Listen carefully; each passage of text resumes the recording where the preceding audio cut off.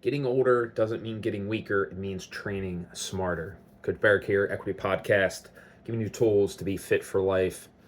We're going to break down how training should evolve into your 40s, 50s, and 60s and beyond. We're going to talk about two common mistakes that older adults make in the gym. And then we're going to talk about the tactics, the strategies to stay strong, mobile, injury free while training in 40s and above. So the first thing we're going to talk about are the two common mistakes that we see in older adults. And the first one is lifting the same way as you did in your 20s. And as we start getting older, we need to make sure that we are lifting and moving with proper mechanics. Like, you should be doing that anyway, but we need to make sure that we're doing that even more so. We do not have the resiliency that a 20-year-old has. We need to make sure that we're using proper mechanics and we're checking that ego at the door. Again, you should be doing that in your 20s as well, but it's even more important now. We need to prioritize controlled movement. Tempo is such a good tool to use when we're in the gym, and we want to make sure that we're doing that. And we need to make sure that we're continuing to strength train. And that leads to the second common mistake that we see is only doing cardio. So if you're a member at Equity, that's not an issue. We are lifting things. We are lifting relatively heavy objects and we're putting them down. That's barbells, kettlebells, dumbbells, sandbags, whatever. And it's all relative. We need to be picking up external objects and doing things with them to help build strength. It's very common if we get into triathlons or running or just going to the gym, it's just more cardio, more cardio, more cardio. And that's better than doing nothing. However, it's not going to give us the strength that we need in our later years. We want to make sure that we're doing strength, conditioning, and functional range of motion. We want to make sure that we're focusing on all three of those. And if we're just working on cardio, we're definitely missing the strength, and we're likely not gaining functional range of motion. When all you do is run, your hips have a tendency to get very tight, and we don't have a lot of range of motion with our shoulders either. So we want to make sure we're doing both of those. Now, as we age, we also want to evolve how we're training, right? Our recovery slows down. A 20-year-old, 18-year-old is going to recover much faster than somebody in their 60s. And because of that, the intensity that we train with is going to have to come down relative to a 20-year-old. However, we still want some intensity in that workout. That doesn't mean no intensity, right? We shouldn't be on a recumbent bike reading a magazine. That's not going to get you where you want to get. But we need to be mindful that we're trying to stack days over a long period of time. We're not trying to just hit it super hard all the time. That if we're constantly going max intensity, that's how bad things happen. We want relative intensity, right? We want to make sure that we're breathing heavy. We want to make sure that we're lifting a little bit heavier. We want to make sure we're testing our range of motion, or we're using our range of motion. So we want to make sure that we're strength training. We want to make sure that we're building muscle and bone density, and that is how you do that. You want to create that when you're strength training, like that, those muscles need to help support those bones, and that twisting and that torque and that load is going to help build that bone density, and doing that work is going to help build our muscles as well. So we want to make sure that we do that. We want to make sure that we're building our conditioning, our cardio, our VO2 max. Like, this is one of the leading indicators of longevity is your VO2 max. So making sure that we're building that cardio we need to do that. That being said, as before, we don't want to do just that, but we definitely need to make sure that we're building that cardio, making sure that we're breathing heavy, making sure we're getting that heart rate up to something that can actually improve our conditioning. And then finally, we need to make sure that we're working on our mobility, flexibility, having functional range of motion of our joints. We don't take our arms overhead a lot throughout the day. However, that is obviously something that we want to be able to do and should be able to do. When you're at Equity, you're going to get this, right? If you're taking a group class, we're going to go through a general warm-up. And we're going to work through ranges of motion. We're going to make sure that our joints are ready to go, they're warmed up, they feel good, our body temperature's up. We're going to use that range of motion to do a lot of different movements. So we're going to be working on that in class already. However, if you're doing this on your own, right, maybe spend some time doing that before or after you work out, or when you're watching TV, or you're sitting on the ground with your kids. Sneak it in there. Make sure we're using that range of motion. We want to be able to sit on the ground with our grandkids. And if you never sit on the ground, you're not going to be able to do it when you get older. Start practicing those things now. So the last thing, hey, what are the tactics, what are the strategies that help stay strong, mobile, pain-free?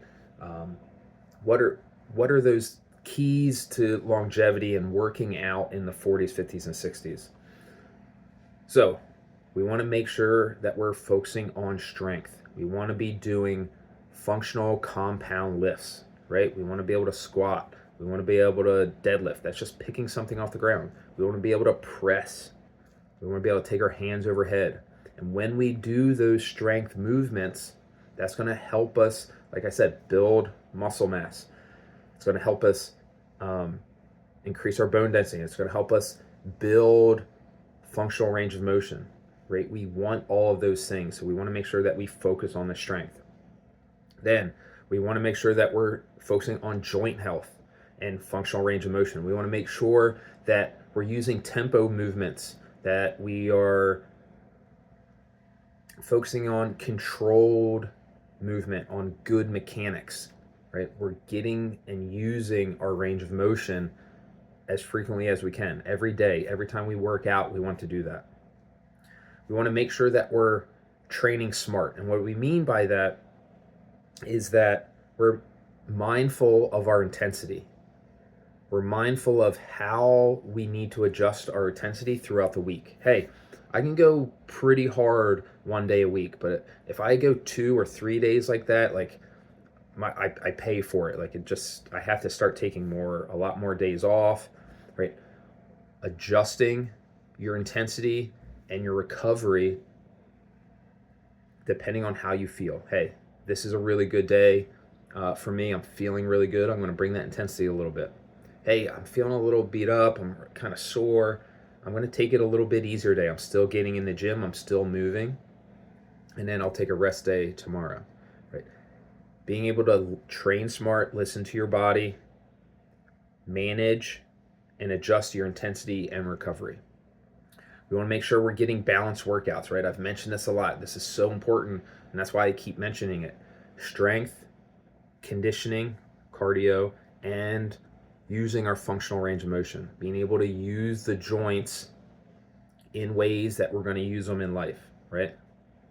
When we do those three, that's going to lead to longevity. That's going to help us keep doing what we want to do in our 40s and beyond. Consistency over intensity. We want to make sure that we're doing this consistently. When we are constantly stopping and starting, that's when we have issues, right? If you're working out for 2 years and then you take a year off, or you're working out really hard for 6 months and then you take a month off or 2 months off, something's better than nothing. However, when you come back, a lot of times what we see is people come back and they think they're still at the same fitness level that they were before, and they go too hard too fast, and then something bad happens. So we want that consistency over time. We would rather have consistency over this high intensity, and that's how you create burnout. If you're just always going hard, you're always going ham, you're always going full tilt, that's how you get burnout. And what we're looking for is that longevity. We're looking to kick ass into our 90s. The last one is finding a tribe to do it with, finding a community, finding a group to help you with that consistency, to help have accountability, to have support, to find a group to build all of those things together, so it's not all on you.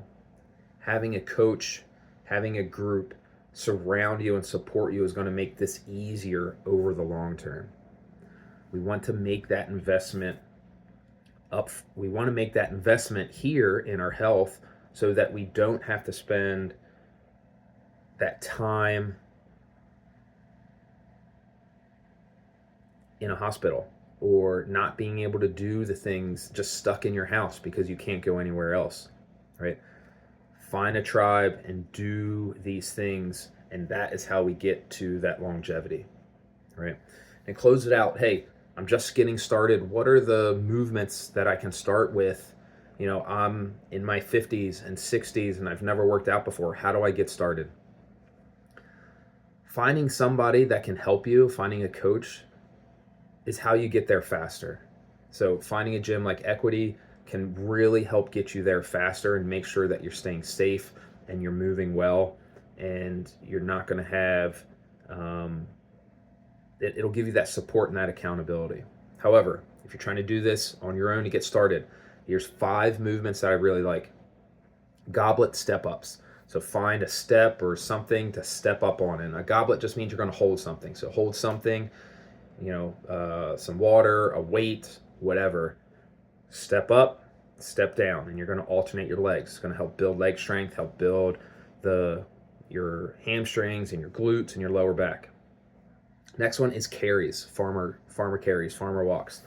Find something to carry, some kind of weight, walk a certain distance and walk back. Take a break and just keep doing that for 10, 15 minutes. So farmer walks, grip strength, stability, really great movement. The other one is rucking. So just going for a walk, but you're just going to wear a backpack, throw some stuff in it, water bottles, whatever. Just go walking. You get a little bit of load on us. We get outside, we get sunshine, we're breathing a little heavy, right? You get some of that zone 2 work. Maybe in zone 3 if it's heavy enough. Next, these are a little bit more advanced. The first 3 anybody can do, very simple. The next 3 a little more complicated, or next 2 a little more complicated.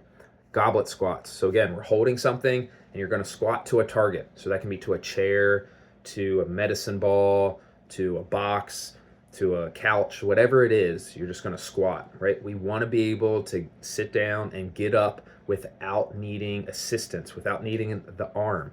So you're going to be up here holding something, squat down, squat up. And then finally, we have some gymnastics movements. That sounds scary, but it's not. We're going to do some kind of push-up and some kind of rowing. So a push-up, you're just going to use a box or a chair. A chair might not be the best one. A couch, a chair can work. Just make sure it's safe. A counter, and you're just going to do push-ups, right? We're building some upper body strength. We're getting some pushing. A ring row might be a little bit more hard, but any kind of strap like a TRX band or TRX ring handles or some rings hanging from something and just pulling yourself to the rings and coming back. And both push-ups and ring rows are infinitely scalable, right? You can do push-ups on a wall, make it very accessible. You can almost be that same thing if I stand up super tall and pull to me. Super great option. Any type of pulling would work. We can pull a milk jug to our chest. That'd be another great pulling option. Train smart. Lift something heavy. Breathe heavy. work through full range of motion, and never stop moving. Never not do nothing. Never not do nothing. You don't have to stop. This is one of my favorite quotes. You don't stop training because you get old. You get old because you stop training. Your age is not an excuse. It is the answer. I'm too old to train, to work out. It's the exact opposite. You need to work out because you're in your 40s, you're in your 50s, you're in your 60s, you're in your 80s. That's why you need to work out. It's not the reason you need to not work out. If you're looking for some structure, some accountability, some support, Equity is a great place. You should definitely try it out. Start your journey today on our website. Just click that. That's how you get started. If you think this might help somebody, if you know somebody that's 40 and above that wants to start thinking about their longevity, that wants to start getting healthy, that wants to start this journey, please send this to them. Small steps, incrementally. Cheers.